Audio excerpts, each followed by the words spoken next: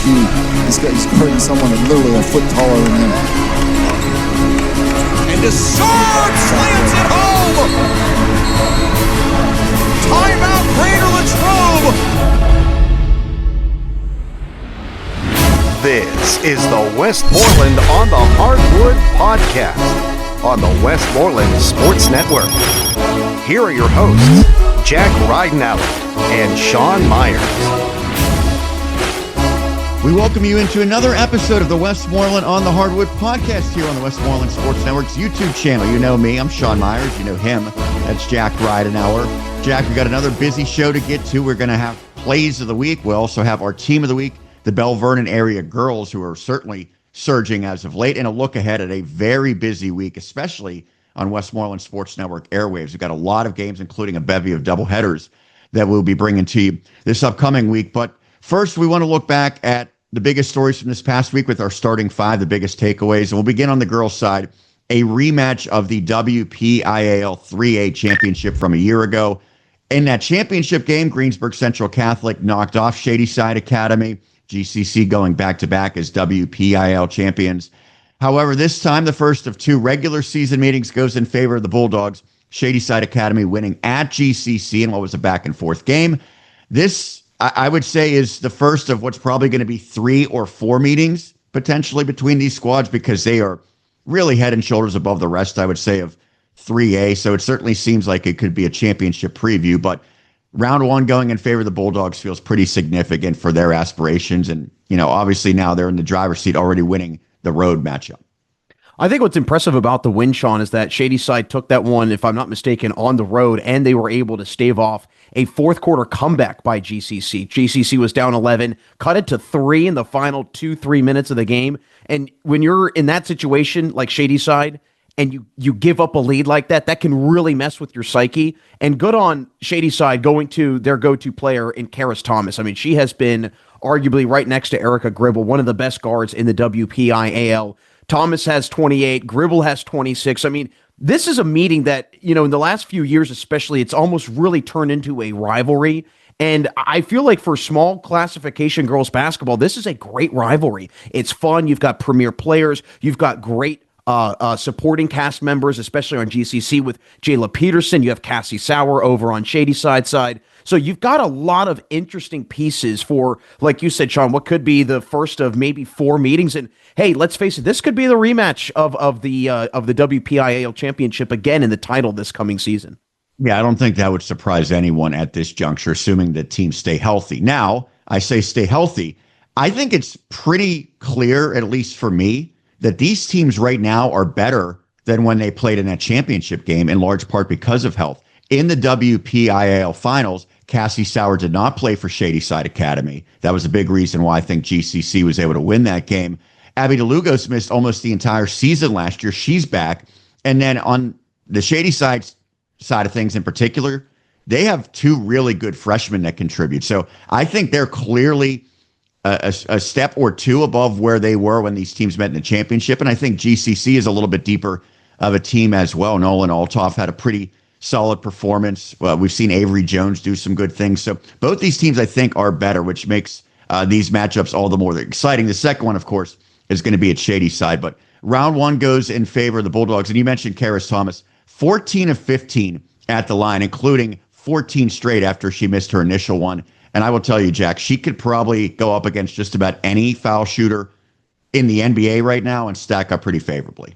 And when you can bounce back from missing your first one, I know missing your first one doesn't seem like a big thing, but it can really... He did not score at all in the opening quarter. Exactly. He had a goose egg through 8 minutes. And that's where you can really equalize things as a scorer. When you can get at the free throw line, you can settle yourself some. But when you go 14 straight from the line, and especially you're getting big free throws down the stretch of the game, that can be the difference. And it was the difference in this game. And I think as we go back to, you know, the point on Cassie Sauer, her 11 rebounds, right? That's a massive difference. And I remember last year, Sean, you and I did the GCC Shady Side game. I think it was at GCC.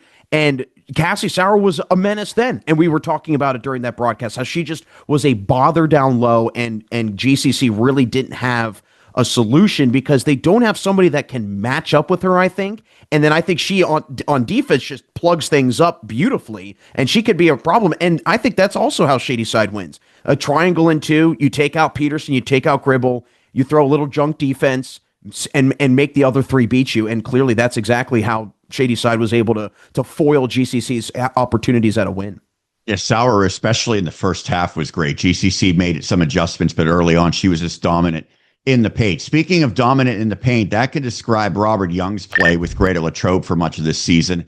Jack, you had a front row seat of the Wildcats getting a pretty significant victory. They hand Franklin Regional its first section loss in boys basketball, 63-55 last week. Young had a double-double. I did not get a chance to see him when I had a game just before Christmas when Greater Latrobe hosted Penn Trafford. I saw him in their season or early season matchup against Hempfield. He's a difference maker when he's out there. And Greater Latrobe overall has really embraced a much bigger lineup than they typically have, and that seemed to pay dividends against the Panthers. And when we talked with Brad Wetzel afterwards, that's exactly what he talked about, just how interesting and unique this season is because he likes to run. People that are acquainted with Greater Latrobe basketball, he likes to play 94 feet, likes to pressure you. And it was interesting to see how Greater Latrobe implemented the height and the size because it really bothered Franklin Regional, Sean, in the half court especially. And in the forecourt, they ran almost this 1-2-2 full court pressure. And with just so much length, not just from Robert Young, but Ian DeSerb, also very lengthy. Sawyer Butina, he's a very lengthy point guard.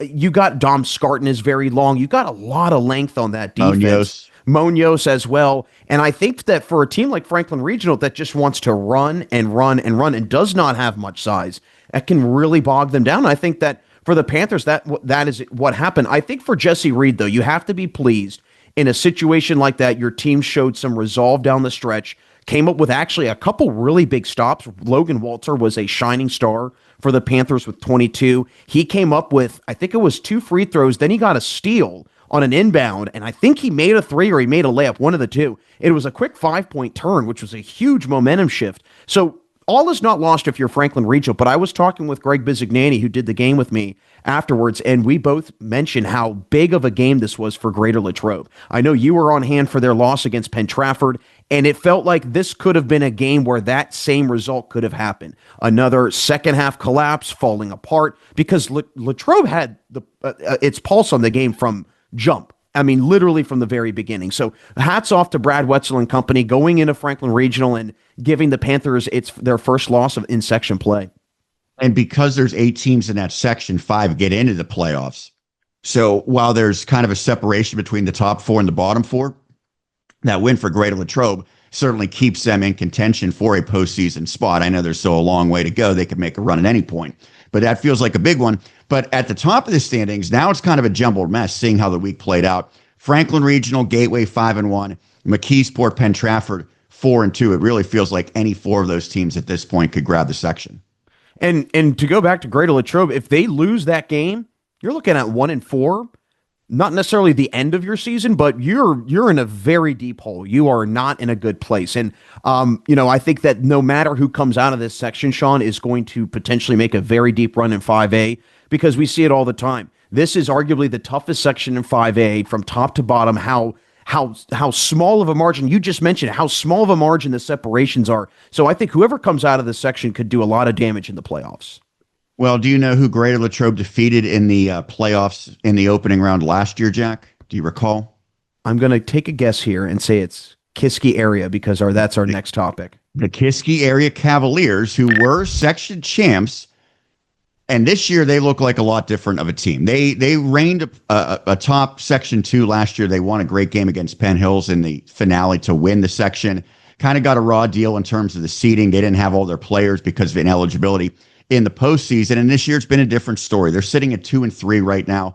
Suffered a couple of losses this past week. They were blown out at Shaler, and then they dropped a tight one at home against Plum. They graduated 4 starters, so it's maybe not a surprise that they're not exactly as good as where they were a year ago at this time. But to me, the season's kind of on the brink now. I still think that they might have a run in them. Amari Gonzalez is a terrific player, and some of the younger guys did get that postseason experience. But it feels like the time is now for them to really make a push to the playoffs and potentially become a team that people don't want to see in the playoffs if they get in. And you look throughout their season, and they've had some big wins. You know, a win against Indiana. They defeated McKeesport. They defeated a Neighborhood Academy team that, yes, significantly smaller classification, but Neighborhood Academy is one of the top teams in its classification. So I think that for Kiski Area, there are a lot of positives that it can kind of carry itself through.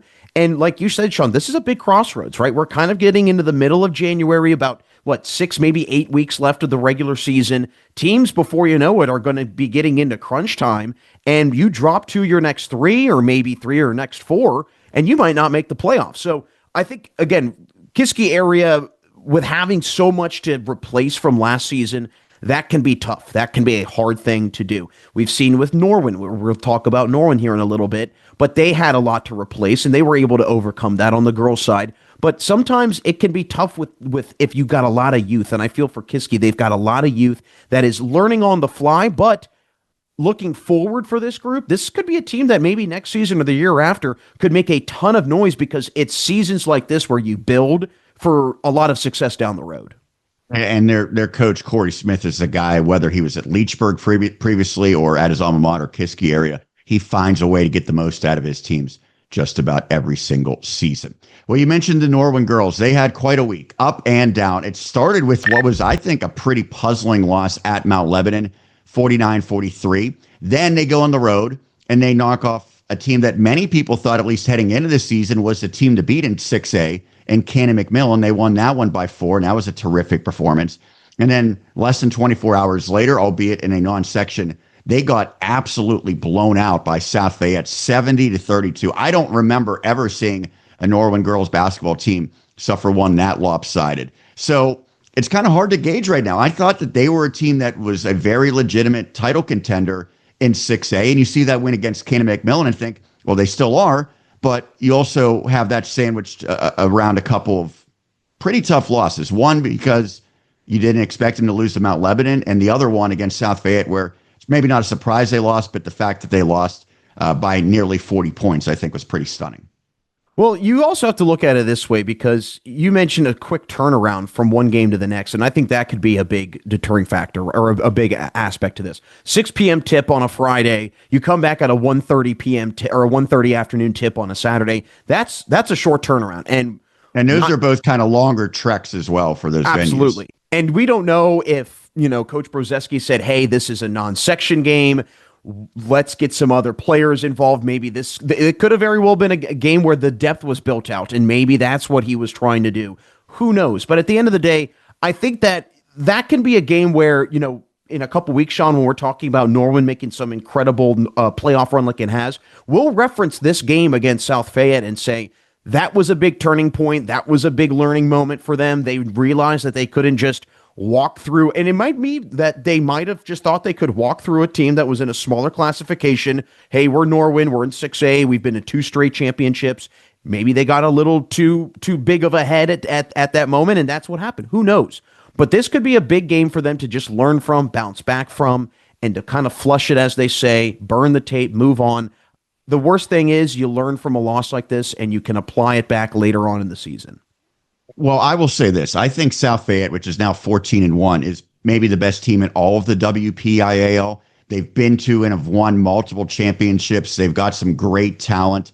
Juju, as I believe she's called, Juliette LaRue, went over 1,000 points in that win against Norwin. So they're an absolute powerhouse. No shame in losing at South Fayette, but we'll see how they bounce back after a mercy rule loss. For the Knights, they're going to have a big one upcoming that we'll get to in just a little bit. Want to finish up our starting 5 takeaways with the Burrell girls, as they got a key win against Freeport.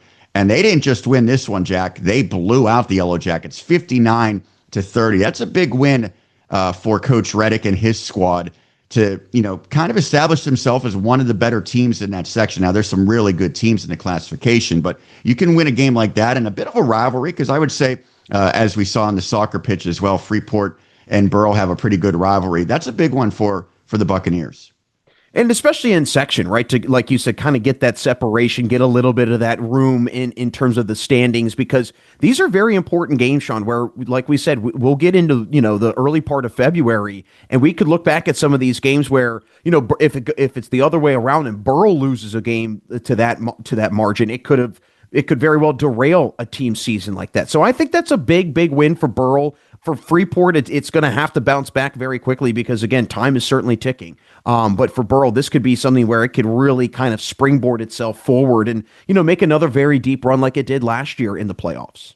And it talks about the soccer success. Well, some of those same names are making an impact on the hardwood. Chase Corey, the outstanding freshman, 15 points. Casey Brancato, I should say, 13 points. And then they're also getting back McKenna Miller. She's played in just a few games after she had a lingering injury from soccer. So it seems like a team that's starting to get a little bit better. Now we know they're with Oakland Catholic and North Catholic. So those are going to be just about every single year the cream of the crop. But Burrell, trying to get to that next tier and then get into the upper echelon, this victory against the Yellow Jackets could go a long, long way. That'll do it for our starting 5 takeaways. Now we'll shift our focus to plays of the week. Jack, we will begin with Greater Latrobe boys and Ian DeSerb. He's always been a high flyer for the Wildcats. He put that skill on display Tuesday in the win against Franklin Regional as his slam off a pass from Robert Young late in the fourth quarter gave the Cats needed insurance as Jack and Greg Bizignani had the call. Look at the mismatch. Look at Mitchell. Look at him using his IQ. He's guarding someone literally a foot taller than him. And DeSerb slams it home. Timeout, Greater Latrobe. And DeSerb dunk to ignite the Latrobe faithful. But it was really Young handled Mitchell pushed him out. Young handled the ball, have the possession, good backdoor cut by DeSerb, two-hand dunk. And DeSerb certainly sprung for that one, to say the least. And how about Robert Young with the dime? A beautiful find, big win like we talked about earlier for Greater Latrobe. I think on the broadcast you were talking about basketball and big men. It's kind of positionless because they do everything now. They shoot threes. Well, we see with Jokic and others in the NBA, they also can be the top playmaker for an offense like Young did there. Absolutely, and that was a huge moment for that Greater Latrobe team to know, hey, our big fella can also pass the ball well. We'll continue plays of the week with the Hempfield area boys, and although the Spartans were a bit overmatched at home against the defending two-time champion Upper St. Clair Panthers on Friday, Luke Williams had a highlight early as he put his defender on skates and finished with a floater to put Hempfield on the board, with myself and Roger Downs detailing the action. They took a lengthy possession on the first possession of tonight's game. Well, I wouldn't recommend challenging Robbins, although as I say that, Williams puts the spin cycle and stands over Robbins as Luke Williams puts that on a highlight. And that's got the Spartans faithful up loud and proud after that play, gives Hempfield its first points. Very impressive Upper St. Clair team. You could see why they are back-to-back champs, even though they graduated 4 or 5 starters from a year ago. Danny Holzer always has that team as a contender. Is a good test for the Spartans. That's a good measuring stick as they continue to try to make progress under their first-year head coach. We'll wrap up plays of the week with the Greensburg Central Catholic Centurions girls, and they dropped round 1 against Shady Side Academy last Thursday, but they showed plenty of fight in the fourth quarter, nearly finishing off their frantic rally. One of the biggest plays during that late surge was a pinpoint connection from Abby DeLugas to Nolan Altoff to pull within 5, with me providing that soundtrack. The complementary pieces are different. And there's a couple of 9th graders in Kane and Long who have really made an impact in the fourth. Altoff floats it in. She's playing with 4 fouls. She's in double digits. First time she's scored since the second quarter. That will do it for plays of the week. But Jack, no time for a 30-second timeout. We will quickly shift to our team of the week, the Belle Vernon area girls. 9-3 on the season, 5-1 in section play as they compete in 4A Section 3. And they're coming off of a very impressive week. Wins against Laurel Highlands, Mount Pleasant, and then knocking off a very good Sarah Catholic team as part of the MVI tournament in non-section play. They also have a win against Alderdice pretty recently as well. This is a team that really is getting probably more production from the underclassmen, the freshmen and the sophomores, because they don't have a ton of upperclassmen on the roster. Just 2 seniors, right? I mean, when you have just 2, I think that kind of allows for a lot of that depth to get built out. We talk about how teams that need to get some of that youth developed early on, it's because of that. Mia Roebuck and Emerson Lacarte, the 2 seniors. But I think the biggest factor of this is that second-year head coach Cornelius Nesbitt with the program for a second year. That's a lot of time to kind of learn from that first season. And he was even quoted saying, hey, that first year last season, we were kind of figuring out what we had. We were trying to see what we needed to work on. And this year, I think that's where we're really seeing it put together. And weirdly enough, Sean, going back to Kiski Area boys, it feels like Kiski Area boys is having the season that Belle Vernon girls had last year. And it's kind of, where are we? What kind of team are we? What's our identity? And then the next season, you start to see things come together. Sailor Lee, Aubrey Brown, those are also two key upperclassmen that have been playing good basketball, returners from last season. But I think this Belle Vernon team's in a really good spot, and especially when you've got the youthful players stepping up when needed, that can be huge. The question will be, though, Sean, can the inexperience come back to haunt Belle Vernon in a big moment? Will some instances, happen with maybe a freshman mistake, a sophomore mistake? Could that happen down the stretch of the season? That will be the one thing to watch. They talked about their second-year head coach, Cornelius Nesbitt. He's a guy who's been pretty successful. He's been around the block. I believe he was at Gateway about a decade or so ago. I remember seeing him there. And so he had some good teams with the Gators. He's a veteran coach that knows how to get his team playing its best at the right time. And so while this is kind of new for a lot of the players, you mentioned Brown, she had 14 points against Sarah. She's just a sophomore. And then they've got some freshmen. Listen to this name, by the way. I believe it's pronounced Isis Almighty, a freshman. They also have Lila McConnell, who is a freshman. She had 20 points against Laurel Highlands.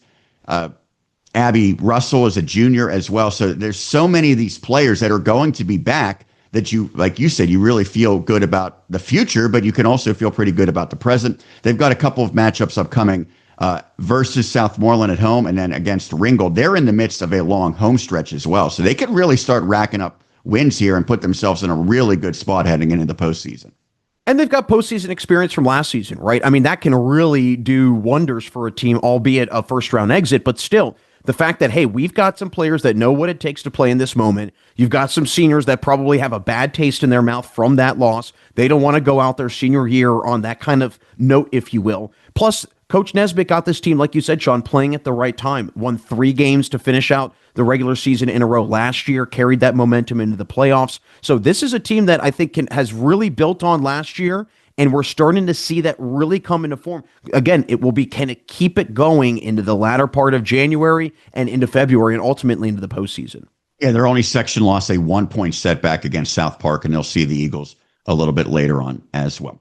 Well, let's look ahead at the very busy schedule this upcoming week with many of the games on the Westmoreland Sports Network. Of course, check out our website to see all the broadcasts we will have. We'll begin on the boys' side, and Tuesday we will have 3 different broadcasts. Hempfield at Norwin, that's a big-time matchup in 6A. Laurel Highlands at Penn Trafford. Jack, you'll be on that call. Clairton at Jeanette. Franklin Regional heading to Uniontown. Elizabeth Forward will be playing at Derry Area, and Ligonier Valley makes the track to play Charleroi. Wednesday, Gateway at Belle Vernon area in a non-section. And then Friday, a couple of more games on our airways for boys. Franklin Regional at Penn Trafford, East Allegheny at Derry area, along with Hempfield at Mount Lebanon, Greater Latrobe at Gateway, Greensburg Salem at York, Southmoreland at Elizabeth Forward. On the girls' side, Monday, Oakland Catholic at Burrell, Southmoreland at Belle Vernon, as we just mentioned, talking about our team of the week, and Greensburg Central Catholic at Deer Lakes. Tuesday, as part of the doubleheader, Hempfield at Norwin on the girls' side. We'll have coverage of that. We will also have Penn Trafford hosting Indiana. So it is a boys-girls true doubleheader at Norwin. Jack, you're going to be at Penn Trafford, where it's Indiana for the girls, and then Laurel Highlands, the opponents for the boys. So it gets a little confusing, but we're going to have plenty of basketball this week. Franklin Regional at Shaler as well on Tuesday. Fox Chapel at Kiski area on Wednesday. Thursday, we will have coverage together. You and I will be united. North Hills at Norwin for that one. Franklin Regional at Plum, Mount Pleasant at York, Riverview at Jeanette, Penn Trafford at Hempfield. And another game we will have coverage of on Friday, Greensburg Salem at Penn Trafford. And then on the college side, Seton Hill at Gannon, a doubleheader on Wednesday. Chatham at St. Vincent, also a big-time doubleheader between the Cougars and Bearcats. Saturday, we will have coverage of both Slippery Rock at Seton Hill and Hilbert at Pitt Greensburg. Jack, what stands out to you? Hempfield Norwin girls basketball, Sean. I'll keep it short and sweet. That's a big game. Those are two teams that are kind of reeling right now. We talked about Norwin. Hempfield's lost 2 in a row. Are we starting to see some of those previous years coming out for Hempfield where it wins a bunch and then it hits a wall and we see the downfall towards the end of the season. I think that will be a big game. And then obviously I think for Penn Trafford as well against Laurel Highlands on the boys' side, you want to go into a game where on paper you should win. You don't want to fall into the, as they call it, a trap game. So I think those two games really stand out to me for this week.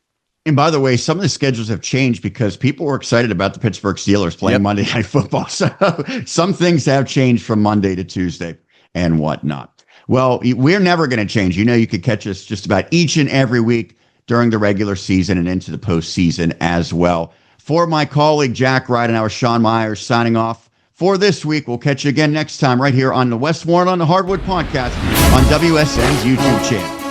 This is the Westmoreland on the Hardwood podcast on the Westmoreland Sports Network.